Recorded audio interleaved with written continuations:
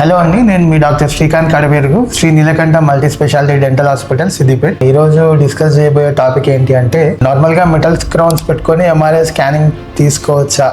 Older crowns అంటే ఒక 10-15 years back crowns లో నార్మల్ గా ఐరన్, నికిల్, కోబాల్ట్ ఈ మెటల్స్ యూజ్ చేశారు. ఈ మెటల్ క్రౌన్స్ పెట్టుకొని ఎంఆర్ఐ స్కాన్ చేయించుకుంటే కొంచెం పేషెంట్ డిస్కంఫర్ట్ ఉంటుంది. మళ్ళీ ఆ ఎంఆర్ఐ స్కాన్ లో ఇమేజ్ డిస్టార్షన్ ఉంటుంది, అంటే ఇమేజ్ సరిగ్గా వచ్చే ఛాన్సెస్ కూడా ఉండవు.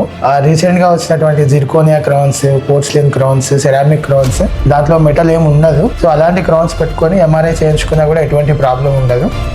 మళ్ళీ ఇంకొక విషయం ఏంటి అంటే, మెటల్ క్రౌన్స్ ఉన్నా కూడా కొన్నిసార్లు సేఫే ఉంటుంది. ఇల్ ఫిట్టింగ్ క్రౌన్స్ అంటే లూజ్గా ఉన్న క్రౌన్స్ కానీ, ఆ క్రౌన్స్ సరిగ్గా బ్రేక్ అయిపోయి కొంచెం లూజ్గా ఉన్న క్రౌన్స్ పెట్టుకొని మనం ఎంఆర్ఐ స్కాన్ చేయించుకుంటే పేషెంట్ నోట్లో హీట్, అంటే నార్మల్గా ఆ మెటల్ క్రౌన్స్ వల్ల హీట్ జనరేట్ అయ్యి కొంచెం పేషెంట్ డిస్కంఫర్ట్ వచ్చే ఛాన్సెస్ ఉంటాయి.